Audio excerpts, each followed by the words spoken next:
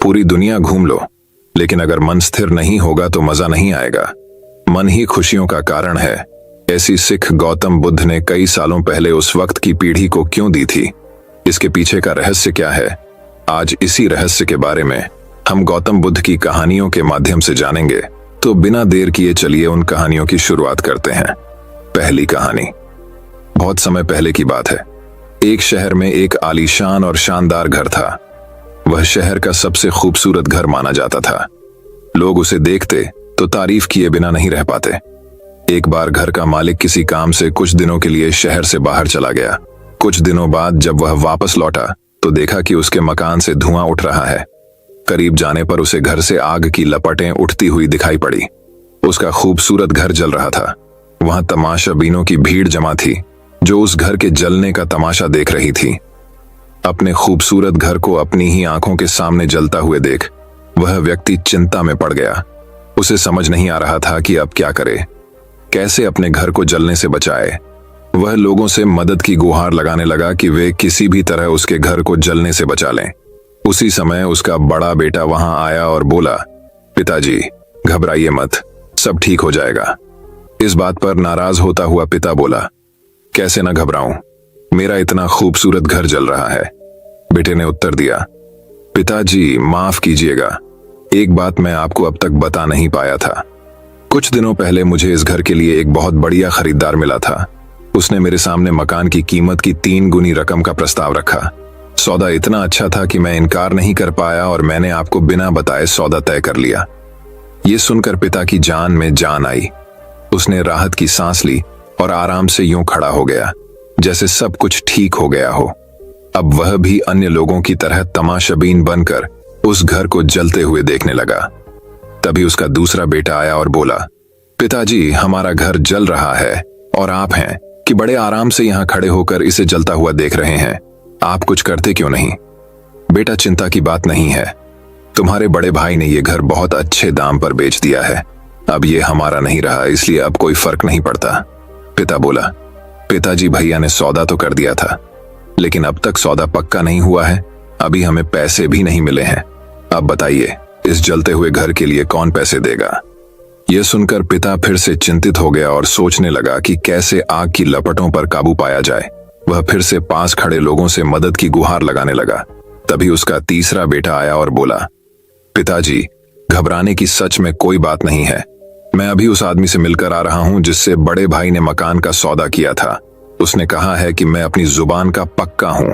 मेरे आदर्श कहते हैं कि चाहे जो भी हो जाए अपनी जुबान पर कायम रहना चाहिए। इसलिए अब जो हो जाए, जबान दी है तो घर जरूर लूंगा और उसके पैसे भी दूंगा। पिता फिर से चिंता मुक्त हो गया और घर को जलते हुए देखने लगा। मित्रों, इस कहानी से हमें यह सीख मिलती है, एक ही परिस्थिति में व्यक्ति का व्यवहार भिन्न भिन्न हो सकता है और यह व्यवहार उसकी सोच के कारण होता है। उदाहरण के लिए जलते हुए घर के मालिक को ही लीजिए। घर तो वही था जो जल रहा था, लेकिन उसके मालिक की सोच में कई बार परिवर्तन आया और उस सोच के साथ उसका व्यवहार भी बदलता गया। असल में जब हम किसी चीज से जुड़ जाते हैं तो उसके छिन जाने पर या दूर जाने पर हमें दुहक होता है, लेकिन यदि हम किसी चीज को खुद से अलग कर देखते हैं तो एक अलग सी आजादी महसूस करते हैं और दुख हमें छूता तक नहीं है। इसलिए दुखी होना और ना होना पूर्णतः हमारी सोच और मानसिकता पर निर्भर करता है। सोच पर नियंत्रण रखकर या उसे सही दिशा देकर हम बहुत से दुखों और परेशानियों से न सिर्फ बच सकते हैं बल्कि जीवन में नई ऊंचाइयां भी प्राप्त कर सकते हैं। तो चलिए अब हमारे दूसरे कहानी की शुरुआत करते हैं। दोस्तों, दूसरी कहानी कुछ इस प्रकार है। बहुत समय पहले एक बड़े से राज्य में राजा ब्रह्मदत्त राज्य करता था। उसके पुत्र का नाम दुष्ट कुमार था। दुष्ट कुमार स्वभाव से बहुत कठोर और सर्प के समान भयंकर था। बिना गाली गलौज और बिना मारे पीटे वह किसी से बात तक नहीं करता था। अपने दुष्ट स्वभाव के कारण वह लोगों को बहुत अप्रिय था। आंख की किरकिरी के समान वह सबको खटकता। एक दिन की बात है, दुष्ट कुमार अपने नौकरों चाकरों के साथ नदी के किनारे खेलने गया। इतने में बड़े जोर से बादल घिर आए और सब जगह अंधेरा छा गया। दुष्ट कुमार ने नौकरों से कहा, सेवको चलो मुझे नदी के बीच ले चलकर नहलाओ। नौकरों ने सोचा, क्यों ना हम इस पापी को यहीं समाप्त कर दें, राजा हमारा क्या बिगाड़ लेगा। इस प्रकार आपस में सलाह कर उन्होंने उस मनहूस को नदी के बीच धार में डुबो दिया। घर लौटने पर जब राजकुमार के बारे में पूछा गया तो नौकरों ने कह दिया कि हमें मालूम नहीं वह कहाँ है। यह समाचार राजा के पास पहुंचा। उसने मंत्रियों से पूछा। मंत्रियों ने कहा, महाराज, हमने समझा कुमार नदी में नहाकर घर आ गए होंगे। राजा ने कुमार की खोज में चारों ओर आदमी दौड़ाए, किंतु उसका कहीं पता नहीं चला। उस दिन बहुत जोर की वर्षा हुई। दुष्ट कुमार के हाथ में नदी में बहता हुआ एक लक्कड़ पड़ गया। उस पर बैठा रोता चिल्लाता वह नदी में बहने लगा। उसी राज्य का एक धन्ना सेठ उस नदी किनारे हजारों सोने के सिक्के गाड़कर मरा था और धन के लोभ से अब सर्प बनकर वहां पैदा हुआ था। वर्षा के कारण सर्प के बिल में पानी भर गया और वह भी नदी की धार में बहने लगा। नदी में बहते हुए उसने इस लड़क को देखा और उसे पकड़कर वह उसके एक कोने में बैठ गया। इसी नदी के किनारे एक चूहा रहता था। यह चूहा भी पूर्व जन्म में वाराणसी का बड़ा सेठ था। उसने नदी के किनारे कई घड़े धन गाड़ कर रखा था और उसके लोभ से अब चूहा बनकर पैदा हुआ था। वर्षा के कारण चूहे के बिल में पानी भर गया और वह भी नदी में बहने लगा। यह चूहा भी उस बहते हुए लक्कड़ के किनारे जा बैठा। उस समय एक भिक्षु नदी के मोड़ पर अपनी पर्णशाला बनाकर रह रहा था। आधी रात को वह इधर उधर टहल रहा था। इतने में एकाएक किसी के रोने का शब्द सुनाई दिया। बाहर आकर देखा तो एक आदमी लक्कड़ पर बैठा नदी में बहा जा रहा है। भिक्षु ने सोचा, मेरे रहते हुए इसे अपने प्राणों से हाथ धोना पड़े, ये ठीक नहीं, अतएव नदी से निकालकर इसकी रक्षा करनी चाहिए। भिक्षु ने वहीं से चिल्लाकर कहा, डरो मत, डरो मत। और वह तेजी से पानी की धार को चीरता हुआ लक्कड़ के पास जा पहुंचा। लक्कड़ के सिरे को उसने जोर से पकड़ा और खींचकर नदी के किनारे ले आया। भिक्षु ने देखा कि लक्कड़ के ऊपर राजकुमार के अतिरिक्त एक सर्प, एक चूहा और एक तोता भी बैठे हुए हैं। उन्हें उठाकर वह अपनी कुटिया में ले आया। उसने आग जलाई और उनकी परिचर्या में लग गया। भोजन खिलाते समय भी भिक्षु ने सर्प आदि का ही अधिक ध्यान रखा। भिक्षु का यह आचरण राजकुमार को बहुत बुरा लगा। उसने सोचा, देखो इस पाखंडी को, मुझ जैसे राजकुमार का ध्यान न कर, यह पहले इनकी सेवा करता है। कुछ समय बाद चारों स्वस्थ हो गए तो उन्होंने अपने घर जाने की इच्छा प्रकट की। सबसे पहले सर्प ने उठकर भिक्षु को नमस्कार कर कहा, भंते, आपने मेरे ऊपर महान उपकार किया है। मैं आपका बहुत कृतज्ञ हूं। आप मुझे दरिद्र न समझें। नदी के किनारे मेरा बड़ा खजाना गड़ा हुआ है। आपको यदि कभी धन की आवश्यकता हो तो आप उस स्थान पर जाकर दीर्घ कहकर पुकारें, मैं आपकी सेवा में उपस्थित हो जाऊंगा। इसके बाद चूहे ने उठकर कहा, भंते, आप नदी के किनारे उंदुर कहकर आवाज लगाई, मैं शीघ्र ही आपकी सेवा में उपस्थित होऊंगा। तत्पश्चात राजकुमार की बारी आई। राजकुमार ने मन ही मन सोचा, यह तपस्वी बड़ा पाखंडी है। जब यह मेरे घर आएगा तो मैं इसे जीवित न छोड़ूंगा। उसने कहा, भंते, मेरे राजा होने के बाद आप मेरे यहाँ अवश्य पधारें। मैं आपका बहुत सत्कार करूंगा। कुछ समय बाद भिक्षु ने सोचा, चलूं, इन सब की परीक्षा करूं और देखूं कौन कौन क्या करता है। सबसे पहले भिक्षु सांप के बिल के पास पहुंचा।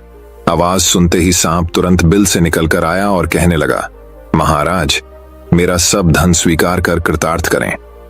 भिक्षु यह कहकर चल पड़ा कि फिर कभी आऊंगा। चूहे ने भिक्षु के प्रति अपनी कृतज्ञता प्रकट की। भिक्षु ने उन्हें भी वही उत्तर दिया। कुछ समय बाद भिक्षा मांगते हुए उसने उस राज्य में प्रवेश किया जहां दुष्ट कुमार था। उस समय राजा अपने हाथी पर बैठकर बहुत से नौकर चाकरों के साथ नगर की प्रदक्षिणा कर रहा था। भिक्षु को दूर से आते हुए देखकर उसने सोचा, यह वही पाखंडी है जो मेरे घर मुफ्त में रहने और खाने के लिए आ रहा है। अतएव इसके कुछ मांगने के पहले ही इसका सिर कटवा देना चाहिए। राजा ने कर्मचारियों को संकेत करते हुए कहा, देखो, यह पाखंडी मुझसे कुछ मांगने आ रहा है। इस मनहूस को मेरे पास न आने दो। इसे पकड़कर इसके हाथ बांध लो और चौराहों पर पीटते हुए नगर के बाहर निकाल दो। इसके बाद सिर काटकर धड़ को सूली पर लटका दो। राजा की आज्ञा पाते ही कर्मचारियों ने भिक्षु को पकड़ लिया और मारने के लिए ले चले। भिक्षु सोचता हुआ जा रहा था, कुछ लोग ऐसे होते हैं जिनकी पानी से रक्षा करने की अपेक्षा लकड़ी के लट्ठे की रक्षा करना ही अच्छा है। इस कहानी से हमें यह शिक्षा मिलती है। महंत भिक्षु ने दुष्ट कुमार की जान बचाई और समय आने पर उस दुष्ट राजकुमार ने अपनी जान बचाने वाली की जान लेने की कोशिश की। दुष्ट प्रवृत्ति का व्यक्ति सर्प से अधिक खतरनाक होता है। जब कभी आपको चुनाव करना हो तो ध्यान रखें, एक दुष्ट व्यक्ति की सहायता करने से अच्छा है किसी सर्प की सहायता की जाए। कम से कम वह एहसानमंद तो होगा। तो दोस्तों चलिए अब तीसरी कहानी की शुरुआत करते हैं। तीसरी कहानी, भाग्य का लिखा कभी नहीं मिटता। किसी गांव में एक बहुत ही ज्ञानी पंडित रहता था। एक दिन वह अपने बचपन के दोस्त से मिलने के लिए दूसरे गांव में जा रहा था। उसका वह दोस्त बचपन से ही गूंगा और एक पैर से अपाहिज था। उस पंडित के गांव से उसके दोस्त का घर काफी दूर था। वहां जाने के लिए बीच बीच में कई सारे छोटे छोटे गांव पड़ते थे। पंडित रास्ते में अपनी धुन में चला जा रहा था। चलते चलते उसकी मुलाकात एक व्यक्ति से होती है। वह भी पंडित के साथ चलने लगता है। उस आदमी को देखकर पंडित बहुत खुश हो जाता है। उसने सोचा चलो अच्छा हुआ, साथ साथ चलने से उसका सफर आसानी से कट जाएगा। बात की शुरुआत करने के लिए उस पंडित ने उस व्यक्ति से उसका नाम पूछा तो उसने अपना नाम धर्मराज बताया। पंडित को यह नाम कुछ अजीब सा लगा, लेकिन उसने नाम के विषय में कुछ और पूछना उचित नहीं समझा। दोनों धीरे धीरे साथ में चल रहे थे। तभी रास्ते में एक गांव आता है। गांव का प्रवेश द्वार आते ही धर्मराज ने पंडित से कहा, तुम आगे चलो, मुझे इस गांव में एक काम है, मैं तुमसे आगे मिलता हूं। पंडित ने कहा ठीक है। वह आगे रिश्ते में चल देता है। कुछ देर बाद उस गांव में खबर फैली कि एक व्यक्ति को सांड ने अपनी सींग में फंसाकर मार दिया है। जैसे ही सांड ने उस व्यक्ति को मारा, ठीक कुछ ही देर में धर्मराज पंडित के पास आ गया। फिर दोनों चलना शुरू कर देते हैं और चलते चलते एक दूसरे गांव के द्वार पर पहुंच जाते हैं। उस गांव के बाहर एक बड़ा और विशाल मंदिर बना हुआ था। वहां पर आराम करने की सुविधा काफी बढ़िया लग रही थी। पंडित के दोस्त का घर अभी वहां से बहुत दूर था और रात भी होने वाली थी। तो पंडित ने धर्मराज से कहा, रात होने वाली है, पूरे दिन चलते चलते थक भी चुके हैं और भूख भी लग रही है, तो यहाँ पर भोजन करके यहीं पर हम विश्राम कर लेते हैं, फिर सुबह के समय आराम से आगे की यात्रा जारी करेंगे। धर्मराज ने कहा ठीक है, मुझे इस गांव में किसी को कुछ जरूरी सामान देने जाना है, तुम भोजन करके आराम करो, मैं बाद में आकर भोजन कर लूंगा। इतना कहकर वह वहां से चला जाता है, लेकिन उसके जाते ही कुछ ही देर बाद धुआं उठता हुआ दिखाई देता है और देखते ही देखते पूरे गांव में आग लग जाती है। पंडित ने हैरानी से सोचा कि यह धर्मराज जहां भी जाता है वहां कोई ना कोई अनहोनी जरूर हो जाती है, कुछ तो गड़बड़ है इस व्यक्ति में। लेकिन पंडित ने रात्रि में धर्मराज से कुछ भी पूछना उचित नहीं समझा। सुबह होते ही दोनों फिर से अपनी यात्रा शुरू कर देते हैं। कुछ देर चलने के बाद रास्ते में फिर से एक गांव आता है। धर्मराज ने फिर पंडित से कहा, आप आगे चलिए, मुझे इस गांव में अपने मित्र से मिलने जाना है, मैं अपने दोस्त से मिलने के बाद आगे रास्ते में मिलूंगा। यह कहकर धर्मराज वहां से चला गया, लेकिन पंडित इस बार आगे नहीं गया। वहीं खड़ा होकर धर्मराज को देखता रहा कि वह कहां जा रहा है और क्या करता है। तभी थोड़ी देर बाद लोगों की आवाज सुनाई देने लगी कि एक व्यक्ति को सांप ने काट लिया है और उसकी मृत्यु हो गई है।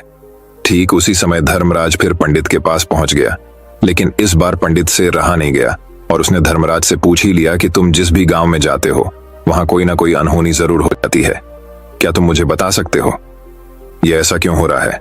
धर्मराज ने कहा, पंडित जी आप तो मुझे बहुत ज्ञानी मालूम पड़े थे, इसीलिए मैं आपके साथ चलने लगा था, क्योंकि ज्ञानियों का साथ बहुत अच्छा होता है, परंतु आप अभी तक समझ नहीं पाए कि मैं कौन हूं। पंडित ने कहा, मैं समझ गया हूं, लेकिन मुझे कुछ शंका है, अगर आप ही अपना उपयुक्त परिचय दे दें तो मेरे लिए आसानी होगी। तब धर्मराज ने जवाब दिया कि मैं यमदूत हैं और यमराज की आज्ञा से उन लोगों के प्राण हरण करता हूं जिनकी उम्र पूरी हो चुकी है। हालांकि पंडित को पहले से ही इस बात की आशंका थी, फिर भी धर्मराज के मुंह से ये बातें सुनकर वह घबरा गया, लेकिन वह हिम्मत करके पूछता है कि अगर तुम सच में यमदूत हो तो मुझे बताओ, अगली मृत्यु किसकी है? धर्मराज ने जवाब दिया, अगली मृत्यु तुम्हारे उसी मित्र की है जिससे तुम मिलने जा रहे हो, और उसकी मृत्यु का कारण भी तुम ही बनोगे। ये बात सुनकर पंडित सहम गया और सोच में पड़ गया कि अगर सच में यह धर्मराज यमदूत हुआ तो उसकी बात भी सच होगी और उसके कारण मेरे बचपन के सबसे अच्छे मित्र की मृत्यु हो जाएगी। तो सबसे अच्छा तो यही होगा कि मैं अपने मित्र से मिलने ही ना जाऊं, कम से कम मैं उसकी मृत्यु का कारण तो नहीं बनूंगा। धर्मराज ने मुस्कुराते हुए कहा, तुम जो सोच रहे हो वो सब मुझे पता है, मगर तुम्हारे अपने मित्र से मिलने ना जाने से नियति नहीं बदल जाएगी। तुम्हारे मित्र की मृत्यु तो निश्चित है और वह अगले कुछ ही पलों में घटित होने वाली है। महाकाल के मुंह से ऐसी बातें सुनकर पंडित को झटका लगा, क्योंकि महाकाल ने पंडित के मन की बातें पढ़ ली थी, जो कि एक सामान्य व्यक्ति के लिए संभव नहीं है। अब पंडित को विश्वास हो गया कि यह धर्मराज सचमुच में यमदूत ही हैं। जब पंडित को यह पूर्ण विश्वास हो गया कि धर्मराज जी यमदूत हैं तो वह घबरा गया। वह अपने मित्र की मृत्यु का कारण नहीं बनना चाहता था, इसलिए वह पलटकर अपने गांव की तरफ वापस जाने लगा। लेकिन जैसे ही पंडित वापस जाने के लिए मुड़ा, उसने देखा कि उसका मित्र तेजी से उसकी तरफ चला आ रहा है, जो कि पंडित को देखकर अत्यंत प्रसन्न दिखाई पड़ रहा था। अपने मित्र के आने की गति को देखकर पंडित को ऐसा लगा कि जैसे उसका मित्र काफी देर से उसका ही पीछा कर रहा है। लेकिन वह बचपन से ही गूंगा था और एक पैर से लंगड़ा भी था, इसलिए ना तो वह पंडित को आवाज देकर रोक पाया था और ना ही उस तक पहुंच पा रहा था। लेकिन जैसे ही वह पंडित के पास पहुंचा, अचानक ही जमीन पर गिर पड़ा और उसकी मृत्यु हो गई। पंडित हक्का बक्का होकर धर्मराज की ओर देखने लगा, जैसे कि वह पूछना चाह रहा हो कि आखिर क्या हुआ। धर्मराज पंडित के मन में उठ रहे प्रश्नों को समझ गया और बोला, तुम्हारे मित्र ने पिछले गांव में ही तुम्हें देख लिया था और वे वहीं से ही तुम्हारा पीछा कर रहा था, लेकिन गूंगा और लंगड़ा होने की वजह से वह तुम तक नहीं पहुंच पाया। उसने अपनी पूरी ताकत लगाकर तुम तक पहुंचने का प्रयास किया, लेकिन बुढ़ापे में बचपन जैसी ताकत नहीं होती, इसलिए हार्ट अटैक होने के कारण उसकी मृत्यु हो गई, क्योंकि वह तुमसे मिलने के लिए अपनी सीमाओं को तोड़कर तुम्हारे पीछे भाग रहा था। इसलिए अपने मित्र की मृत्यु का कारण भी तुम ही कहलाओगे। अब पंडित को पूर्णतः विश्वास हो गया था कि धर्मराज एक यमदूत है और उसका कार्य जीवों के प्राण हरना है। लेकिन पंडित एक ज्ञानी व्यक्ति था। वह यह भी जानता था कि मृत्यु पर किसी का वश नहीं है, सबको एक ना एक दिन मरना ही है। यही सोचकर उसने अपने आप को संभाल लिया। लेकिन अचानक ही पंडित के मन में अपनी मृत्यु के बारे में जानने की इच्छा हुई, इसलिए उसने धर्मराज से पूछा कि जब मृत्यु मेरे दोस्त की होनी थी तो तुम शुरू से ही मेरे साथ क्यों चल रहे थे। यह प्रश्न सुनकर धर्मराज जोर से हंसा और बोला, मैं तो हर पल हर क्षण सभी के साथ चलता हूं, किंतु लोग पहचान नहीं पाते, क्योंकि लोगों के पास अपनी समस्याओं के अलावा किसी और व्यक्ति, वस्तु या घटना के बारे में सोचने का वक्त नहीं है, समझने या उसे देखने का समय ही नहीं होता। पंडित ने कहा, तो क्या तुम ये बता सकते हो कि मेरी मृत्यु कब, कहां और कैसे होगी। महाकाल ने कहा, हालांकि किसी भी सामान्य जीव के लिए अपनी मृत्यु के बारे में जानना ठीक नहीं है, क्योंकि कोई भी जीव हो वो अपनी मृत्यु के बारे में जानकर बहुत दुखी हो जाता है। हालांकि तुम जानी व्यक्ति मालूम पड़ते हो और तुमने जिस तरीके से अपने मित्र की मृत्यु को सहन कर लिया है, उसे देखकर लगता है कि तुम अपनी मृत्यु के बारे में जानकर भी दुखी नहीं होंगे। तो तुम्हारी मृत्यु आज से ठीक 6 महीने बाद आज ही के दिन किसी दूसरे राज्य में फांसी लगने से होगी। और सबसे हैरानी की बात तो ये होगी कि तुम स्वयं ही खुशी से उस फांसी को स्वीकार कर लोगे। इतना कहकर धर्मराज वहां से चला गया, क्योंकि अब धर्मराज के पास पंडित के साथ चलते रहने का कोई कारण न था। इसके बाद पंडित ने अपने मित्र के शरीर का अंतिम संस्कार किया और यथाशक्ति उसके क्रियाकर्म करके अपने गांव वापस आ गया। लेकिन कोई व्यक्ति कितना भी ज्ञानी क्यों ना हो, अपनी मृत्यु के बारे में जानकर दुखी तो होता ही है और मृत्यु से बचने का कोई ना कोई उपाय भी खोजता है। तो पंडित ने भी वही किया। क्योंकि पंडित विद्वान था, इसलिए उसकी पहचान उस राज्य के राजा तक थी। पंडित ने सोचा कि राजा के पास तो कई सारे ज्ञानी मंत्री हैं, वो मेरी मृत्यु से संबंधित समस्या का कोई न कोई समाधान निकाल ही लेंगे। पंडित यही सब सोचता हुआ राज दरबार में पहुंच जाता है और राजा सारी घटना के बारे में बताता है। राजा ने अपने मंत्रियों को सारी समस्या बताई और उनसे सलाह मांगी। अंत में सभी ने विचार विमर्श करके कहा, अगर पंडित की बात सही है तो उसकी मृत्यु भी 6 महीने बाद ही होगी। लेकिन मृत्यु तो तब होगी जब वह किसी दूसरे राज्य में जाएगा। यदि वह किसी दूसरे राज्य में जाए ही ना तो मृत्यु ही नहीं होगी। मंत्रियों की यह सलाह राजा को भी सही लगी। इसके बाद पंडित के रहने की सारी व्यवस्था महल में ही कर दी गई और राजा के आदेश के बिना उस पंडित से किसी को भी नहीं मिलने दिया जाता था। लेकिन पंडित कहीं भी आ जा सकता था, ताकि पंडित को ये ना लगे कि वो राजा की कैद में है। परंतु पंडित डर के मारे स्वयं ही कहीं आता जाता नहीं था। धीरे धीरे महीने गुजरे गए और पंडित की मृत्यु का समय नजदीक आने लगा और अंततः वह भी दिन आ गया जिस दिन पंडित की मृत्यु होनी थी। तो जिस दिन पंडित की मृत्यु होनी थी उसकी एक रात पहले पंडित डर के मारे जल्दी ही सो गया, ताकि जल्दी से वह रात बीत जाए और अगला दिन आ जाए, ताकि मृत्यु टल सके। लेकिन पंडित को नींद में चलने की बीमारी थी और अपनी इस बीमारी के बारे में वह स्वयं ही नहीं जानता था। तो फिर राजा, मंत्री या किसी वैद्य को इसके बारे में बताने का कोई प्रश्न ही नहीं उठता। पंडित अपनी मृत्यु को लेकर बहुत चिंतित था। वह पिछले कई दिनों से ठीक से सो भी नहीं पा रहा था, और नींद में चलने की बीमारी भी तभी होती है जब व्यक्ति ठीक से सो नहीं पा रहा हो। तो उस रात भी पंडित को नींद में चलने का दौरा पड़ा। वह उठा और महल से निकलकर अस्तबल में गया। क्योंकि पंडित राजा का खास मेहमान था, इसलिए किसी भी पहरेदार ने उसे नहीं रोका और ना ही किसी तरह की कोई पूछताछ की। अस्तबल में पहुंचकर वह सबसे तेज चलने वाले घोड़े की पीठ पर सवार होकर नींद में ही अपने राज्य की सीमा से बाहर दूसरे पड़ोसी राज्य में चला गया। इतना ही नहीं, वह दूसरे राज्य के राजा के महल में पहुंचा।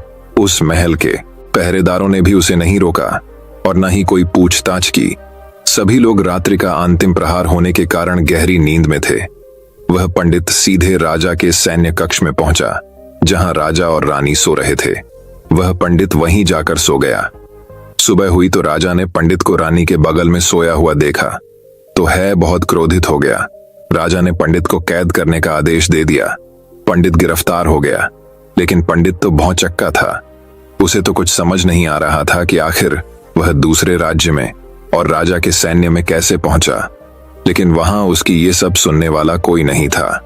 राजा ने पंडित को दरबार में पेश करने का आदेश दिया। कुछ देर बाद उस पंडित को दरबार में लाया गया। पंडित को देखते ही राजा इतना आग बबूला हो गया कि उसे फांसी पर चढ़ा देने का हुक्म सुना दिया। फांसी की सजा सुनकर पंडित कांप गया, लेकिन फिर भी थोड़ी सी हिम्मत जुटाकर राजा से बोला, महाराज, मैं नहीं जानता कि मैं राजमहल तक कैसे पहुंचा। मैं यह भी नहीं जानता हूं कि आपके सैन्य कक्ष तक मैं कैसे आया, और आपके महल के किसी पहरेदार या सैनिक ने मुझे रोका क्यों नहीं। लेकिन मैं इतना जरूर जानता हूं कि आज मेरी मृत्यु होनी थी, और वो होनी भी जा रही है। राजा को यह बात थोड़ी अजीब लगी। उसने पंडित से पूछा, तुम्हें कैसे पता कि आज तुम्हारी मृत्यु होनी है। राजा के इस प्रश्न के जवाब में पंडित ने पिछले 6 महीने की सारी घटना सुना दी। राजा को सुना दिया और बोला, महाराज, मेरा क्या, किसी भी सामान्य व्यक्ति में इतना साहस नहीं कि वह राजा के सैन्य कक्ष में राजा की उपस्थिति में रानी के साथ सो जाए। राजा को पंडित की बात में थोड़ा तर्क दिखाई पड़ा, परंतु उसने सोचा कि यह मृत्यु से बचने के लिए धर्मराज और उसके द्वारा अपनी मृत्यु की भविष्यवाणी की कहानी बना रहा है। इसलिए राजा ने पंडित से कहा, यदि तुम्हारी बात सत्य है और आज ये तुम्हारी मृत्यु का दिन है, जैसा कि यमदूत धर्मराज ने तुमसे कहा था, तो आज तुम्हारी मृत्यु का कारण मैं नहीं बनूंगा। लेकिन यदि तुम्हारी बात झूठी निकली तो निश्चित ही आज तुम्हारी मृत्यु का दिन होगा। क्योंकि जिस राज्य से पंडित आया था, उस राज्य का राजा इस राजा का मित्र था। इसलिए इस राजा ने तुरंत अपने कुछ सैनिकों को पड़ोसी राजा के पास भेजकर पंडित की बात की सत्यता का प्रमाण मांगा। भेजे गए सैनिक शाम तक लौटे और उन्होंने राजा को बताया कि महाराज, पंडित जो कुछ भी कह रहा है वो सब सत्य है। पड़ोसी राज्य के राजा ने पिछले 6 महीने से पंडित के रहने की सारी व्यवस्था अपने ही महल में कर रखी थी। पंडित राजा का खास मेहमान था। कल शाम राजा आखिरी बार पंडित से उसके कक्ष में मिले थे, और उसके बाद यह इस राज्य में कैसे पहुंच गया, इसकी जानकारी किसी को भी नहीं है।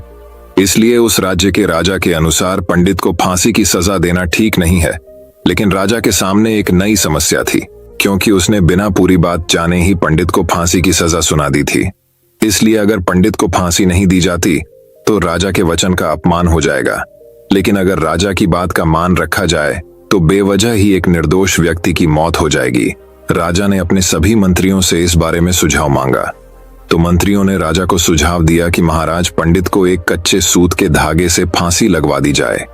इससे आपके कथन का भी मान रह जाएगा, और कच्चे सूत के धागे से पंडित को फांसी भी नहीं लगेगी और उसके प्राण भी बच जाएंगे।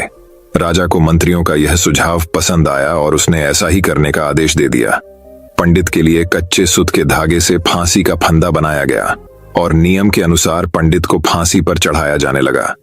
सभी लोग बहुत खुश थे कि ना तो पंडित मरेगा और ना ही राजा का वचन खाली जाएगा। पंडित को भी पूर्ण विश्वास था, ये सूत के धागे से तो उसकी मृत्यु हो ही नहीं सकती। इसलिए उसी पर चढ़ने के लिए तैयार हो गया, जैसा कि धर्मराज ने भविष्यवाणी की थी कि तुम खुद ही अपनी फांसी को स्वीकार करोगे। लेकिन जैसे ही पंडित को फांसी दी गई, सूत का धागा तो टूट गया, लेकिन टूटने से पहले उसने अपना काम कर दिया था।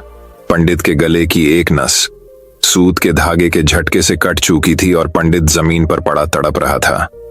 उसी पल उसके गले से खून की फुहार निकल रही थी और देखते ही देखते पंडित का शरीर पूरी तरह से शांत हो गया। सभी लोग आश्चर्यचकित थे और पंडित को मरता हुआ देख रहे थे। किसी को विश्वास नहीं हो रहा था कि कच्चे सूत के धागे से भी किसी इंसान की मृत्यु हो सकती है, लेकिन घटना तो घट चुकी थी। नियति ने अपना काम कर दिया था और धर्मराज की भविष्यवाणी सच हो चुकी थी। श्रीमद् भगवद गीता में भगवान श्री कृष्ण ने कहा है, जो होना होता है वो होकर ही रहता है। हम चाहे कितनी ही सावधानी बरतें, कितना ही उपाय कर लें, लेकिन घटना और घटना की पूरी प्रणाली पहले से ही तय होती है, जिसे हम थोड़ा सा भी इधर उधर नहीं कर सकते हैं। दोस्तों, शायद इसीलिए ईश्वर ने हमें भविष्य जानने की क्षमता नहीं दी है, ताकि हम अपने जीवन को ज्यादा बेहतर तरीके से जी सकें। और यही बात उस पंडित पर भी लागू होती है। अगर पंडित ने महाकाल से अपनी मृत्यु के बारे में ना पूछा होता तो 6 महीने तक राजा के महल में कैद रहकर डर डर कर जीने की बजाय ज्यादा बेहतर जीवन जीता। तो दोस्तों, उम्मीद करता हूं आपको इस कहानी से एक अच्छी सीख मिली होगी। ये कहानी आपको कैसी लगी हमें कमेंट बॉक्स में कमेंट करके जरूर बताएं। तो दोस्तों, चलिए अब चौथे कहानी की शुरुआत करते हैं। चौथी कहानी, एक व्यक्ति काफी समय से परेशान था, जिसके कारण वह बहुत चिड़चिड़ा और तनाव में रहने लगा। वह इस बात से परेशान था कि उसे घर का सारा खर्च उठाना पड़ रहा था। पूरे परिवार की जिम्मेदारी उसी पर है। उसके यहाँ कोई न कोई रिश्तेदार आता जाता रहता है। इन्हीं बातों को सोच सोच कर वह बहुत परेशान रहता था। इसी मानसिक तनाव के कारण वह अक्सर बच्चों को डांटते रहते हैं। उसका अपनी पत्नी से ज्यादातर किसी न किसी बात पर झगड़ा होता रहता था। एक दिन उसका बेटा उसके पास आया और बोला, पापा, मेरे स्कूल का होमवर्क करवा दो।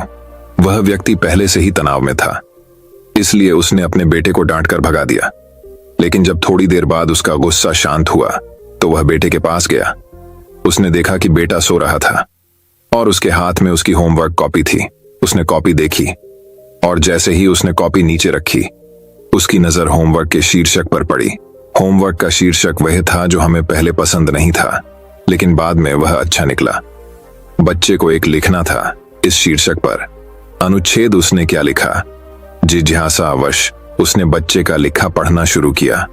बच्चे ने लिखा, मैं अपनी अंतिम परीक्षा के लिए बहुत आभारी हूं, क्योंकि पहले तो ये अच्छा नहीं लगता, लेकिन उसके बाद स्कूल की छुट्टियां हो जाती हैं। इसके लिए मैं आपका बहुत बेहद धन्यवाद करता हूं। कड़वी दवाइयां जिनका स्वाद खराब होता है, क्योंकि शुरुआत में तो ये मुझे बहुत कड़वा लगता है, लेकिन बाद में ये मेरी बीमारी को ठीक कर देता है। मुझे सुबह जगाने के लिए मैं उस अलार्म घड़ी को धन्यवाद देता हूँ। वह हर सुबह मुझे बताता है कि मैं जीवित हूँ। मैं भगवान को भी धन्यवाद देता हूँ, जिन्होंने मुझे इतना अच्छा पिता दिया, क्योंकि शुरू में मुझे उनकी डांट बुरी लगती थी, लेकिन वह मेरे लिए खिलौने लाते थे, मुझे घुमाने ले जाते थे और अच्छी चीजें खिलाते थे। और मुझे खुशी है कि मेरे पास पिता हैं, क्योंकि मेरे दोस्त सोहन के पिता नहीं हैं। बच्चे का होमवर्क पढ़ने के बाद वह व्यक्ति उठा तो अचानक उसका मन बदल गया। बच्चे द्वारा लिखे गए शब्द उसके दिमाग में बार बार घूम रहे थे। खासकर उसकी आखिरी पंक्ति ने उसकी नींद उड़ा दी। फिर वह व्यक्ति चुपचाप बैठ गया और उसने उसकी परेशानियों के बारे में लिखना शुरू कर दिया। मुझे घर के सभी खर्चों का ध्यान रखना है। इसका मतलब है कि मेरे पास एक घर है और भगवान की कृपा से मैं उन लोगों से बेहतर स्थिति में हूं जिनके पास घर नहीं है। मुझे पूरे परिवार की जिम्मेदारी उठानी पड़ती है। इसका मतलब है कि मेरा एक परिवार, एक पत्नी और बच्चे हैं, और भगवान की कृपा से मैं उन लोगों से अधिक भाग्यशाली हूं जिनके पास परिवार नहीं है और वह दुनिया में बिल्कुल अकेले हैं। कोई न कोई दोस्त या रिश्तेदार मेरे घर आते रहते हैं। इसका मतलब है कि मेरी एक सामाजिक प्रतिष्ठा है और मेरे पास मेरे सुख दुख बांटने के लिए लोग हैं। ये सब विचार आते ही उसने हाथ जोड़ लिए, आकाश की ओर देखा और कहा, हे भगवान, बहुत बहुत धन्यवाद। मुझे खेद है कि मैं आपकी कृपा को नहीं पहचान सका। उसके बाद उसका मन एकदम बदल गया। उसकी सारी परेशानियां और चिंताएं मानो दूर हो गई। उसे अपने अंदर एक अजीब सी शांति महसूस हुई। वह दौड़कर अपने बेटे के पास गया और सोते हुए बेटे को अपनी बाहों में ले लिया और उसका माथा चूम लिया और अपने बेटे और भगवान को धन्यवाद देने लगे।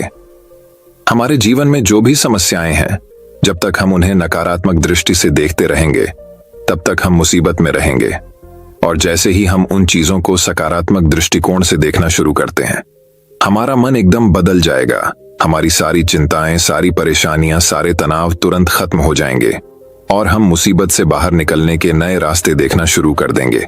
किसी ने क्या सुंदर शब्द कहे हैं, जो लोग फूल देखना चाहते हैं उनके लिए हमेशा फूल होते। महाभारत के एक संवाद में मृत्यु के बाद सबसे बड़े दानवीर कर्ण की आत्मा ने भगवान कृष्ण से पूछा कि मेरी मां ने मुझे जन्म के समय छोड़ दिया था, क्या यह मेरा पाप था कि मैंने एक नाजायज संतान के रूप में जन्म लिया?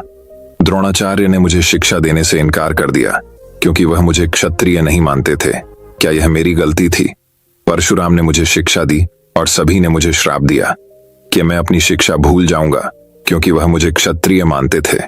गलती से एक गाय मेरे तीर के रास्ते में आ गई और मर गई और मुझे गांव के लोगों का श्राप मिला। मुझे द्रौपदी के स्वयंवर में अपमानित होना पड़ा क्योंकि मेरे साथ किसी भी राज परिवार के सदस्य की तरह व्यवहार नहीं किया जाता था। यहां तक कि मेरी मां कुंती ने भी स्वयं इस तथ्य को स्वीकार किया था कि मैं उनके अन्य पुत्रों की रक्षा के लिए एक पुत्र हूं। मुझे जो कुछ भी मिला वह दुर्योधन की कृपा से मिला। तो क्या यह गलत है कि मैं दुर्योधन के प्रति अपनी वफादारी का ऋणी हूं? श्री कृष्ण मंद मुस्कान के साथ बोले, कर्ण, मैं पैदा होने से पहले जेल में पैदा हुआ था। मेरी मौत कंस मामा के रूप में मेरा इंतजार कर रही थी। जिस रात मैं पैदा हुआ उसी रात मैं अपने माता पिता से अलग हो गया था। तुम्हारा बचपन घोड़ों की हिनहिनाहट और धनुष बाणों वाले रथों की छाया में व्यतीत हुआ।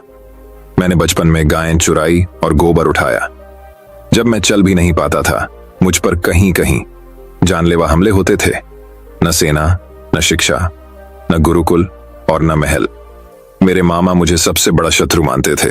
जब आप सबकी प्रशंसा होती थी आपकी बहादुरी के लिए आपके शिक्षक और समाज से, उस समय मेरी शिक्षा भी नहीं हुई थी।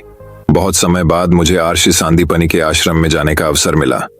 कम से कम आपको अपनी पसंद की लड़की से शादी करने का मौका तो मिला। वो राधा भी न मिली जो मेरे प्राणों में बसती थी। मुझे इसे छोड़ना पड़ा। मुझे उन राजनीतिक कारणों से या उन महिलाओं के साथ कई शादियां करनी पड़ी जिन्हें मैंने राक्षसों से मुक्त कराया था। जरासंध के आतंक के कारण मुझे अपने परिवार को यमुना से एक सुदूर प्रांत में ले जाना पड़ा और उन्हें समुद्र के किनारे बसाना पड़ा। दुनिया ने मुझे कायर, धोखेबाज कहा। दुर्योधन जीत जाता तो जीत का श्रेय तुम्हें भी मिलता, लेकिन धर्मराज के युद्ध को जीतने का श्रेय अर्जुन को मिला। कौरवों ने अपनी हार के लिए मुझे जिम्मेदार माना। हे कर्ण, किसी का भी जीवन चुनौतियों से मुक्त नहीं है। हर किसी के जीवन में सब कुछ ठीक नहीं होता है। समस्या केवल यह है कि हर कोई अपनी समस्या को सबसे बड़ा मानता है। क्या सच है, क्या उचित है, यह हम अपनी आत्मा की आवाज से निर्धारित करते हैं। इससे कोई फर्क नहीं पड़ता कितनी बार हमारे साथ गलत व्यवहार किया जाता है। इससे कोई फर्क नहीं पड़ता कि कितनी बार हमारा अपमान किया जाता है। कोई फर्क नहीं पड़ता कि कितनी बार हमारे अधिकारों का हनन होता है। लेकिन फर्क सिर्फ इतना है कि हम उन सभी से कैसे निपटते हैं। जो लोग विपरीत परिस्थितियों में भी सकारात्मक सोचते हैं, उनके जीवन में कई परेशानियां कम हो जाती हैं। ऐसे में हमारे नकारात्मक विचार हमारे काम को बिगाड़ सकते हैं। इसके लिए हमें हमेशा सकारात्मक सोचना चाहिए। इस संबंध में लोक कथा। एक लोक कथा के अनुसार एक गांव में दो आर्षि एक छोटी सी कुटिया में एक साथ रहते थे। दोनों सुबह सुबह अलग अलग गांवों में जाकर भिक्षा मांगते हैं और फिर झोपड़ी में लौट आते हैं और फिर दिन भर हनुमान का नाम जपते रहते हैं। भीख मांगकर उनका जीवन चल रहा था। एक दिन वे दोनों अलग अलग गांवों में भीख मांगने निकले। शाम को दोनों वापस आए तो उन्हें पता चला कि गांव में तूफान आया है। पहले संत अपनी कुटिया पर पहुंचे तो उन्होंने देखा कि औंधी के कारण कुटिया आधी टूट गई है। उसकी त्योरी चढ़ गई और भगवान को कोसने लगे। संत ने सोचा कि मैं रोज मंदिर में भगवान का नाम जपता हूँ, दूसरे गांव में चोरों और लुटेरों के घर सुरक्षित हैं और हमारी झोपड़ी तोड़ दी। हम दिन भर पूजा करते हैं लेकिन भगवान को हमारी कोई परवाह नहीं है। ये भगवान कितना अदयालु है। वे हम जैसे भक्तों को दुख और दष्टों को सुख देते हैं। कुछ देर बाद एक अन्य संत भी वहां पहुंचे। उन्होंने टूटी झोपड़ी भी देखी। ये देखकर वह बहुत खुश हुआ और अपना सिर जमीन पर रखकर भगवान को धन्यवाद देने लगा। संत बोले, हे भगवान, आज मुझे विश्वास हो गया कि आप सचमुच हमसे प्रेम करते हैं। हमारी भक्ति और आराधना व्यर्थ नहीं गई। आपने इतने भीषण तूफान में भी हमारी आधी झोपड़ी बचा ली। हम आपकी झोपड़ी में आराम कर सकते हैं। आज से मेरा विश्वास और अधिक बढ़ गया है। इस कहानी से यही शिक्षा मिलती है कि हमें हर स्थिति को सकारात्मक दृष्टिकोण से देखना चाहिए। नकारात्मक विचार मानसिक तनाव बढ़ाते हैं और हम अच्छी चीजें भी नहीं देख पाते। और सकारात्मक सोच की शक्ति दिखाने के लिए एक और कहानी सुनिए। एक शहर में एक अमीर व्यापारी रहता था। एक दिन वह व्यापारिक यात्रा पर गया। रास्ते में घना जंगल था जिसे पार करके उसे अपनी मंजिल तक पहुंचना था, लेकिन वह चलने में बहुत थक गया था। इसीलिए वह आराम करने के लिए एक पेड़ के नीचे बैठ गया। आराम करते समय उसे प्यास लगी, लेकिन वह पानी नहीं लाया। वह सोचने लगा कि मेरे पास कुछ पानी है ताकि मैं अपनी प्यास बुझा सकूं। जैसे ही उसने ऐसा सोचा, तभी एक चमत्कार हुआ और पानी से भरा एक घड़ा उसके सामने प्रकट हो गया। उसके बाद उसने पानी से अपनी प्यास बुझाई। कुछ देर बाद उसे भूख लग गई, लेकिन उसके पास खाना नहीं था। उसने खुद से कहा कि कितना अच्छा होगा अगर मुझे एक प्लेट में स्वादिष्ट भोजन मिल जाए तो मेरी भूख खत्म हो जाएगी। बात करते समय उसके साथ फिर से चमत्कार हुआ और विभिन्न व्यंजनों से भरी थाली सामने आ जाएगी। उसने पेट भर खाना खाया और फिर सो गया। उसने अपने मन से कहा कि मैं इस पथरीली जमीन पर कैसे सोऊंगा। काश कोई नरम बिस्तर होता। पलक झपकते ही एक आरामदायक बिस्तर उसके सामने आ गया। वह उस बिस्तर पर लेट गया। उसे ऐसा महसूस हो रहा था जैसे वह स्वर्ग में है, जहां उसकी सभी इच्छाएं एक के बाद एक पूरी हो रही हैं। वह इस बात से अनजान था कि जिस पेड़ के नीचे वह लेटा है वह कोई साधारण पेड़ नहीं, बल्कि एक कल्पित वृक्ष है जो सभी इच्छाओं को पूरा करने की शक्ति रखता है। बिस्तर पर लेटे लेटे अचानक उसके मन में एक विचार आया। यह जंगल कई तरह के जंगली जानवरों से भरा होगा जो किसी भी वक्त वहां हो सकते हैं। ऐसे में वह अपनी रक्षा भी नहीं कर पाएंगे। जैसे ही यह विचार उसके मन में आया, अचानक से एक खूंखार शेर वहां आ गया। वह शेर को अपने सामने देखकर पूरी तरह से भयभीत हो गया कि वह बच भी नहीं सका। शेर ने उस पर हमला किया और उसे मारकर खा गया। इस प्रकार एक नकारात्मक विचार ने उसकी जान ले ली। इसीलिए कहा जाता है कि मनुष्य अपने विचारों से प्रभावित होता है। सकारात्मक विचार हमेशा सकारात्मक परिणाम देते हैं।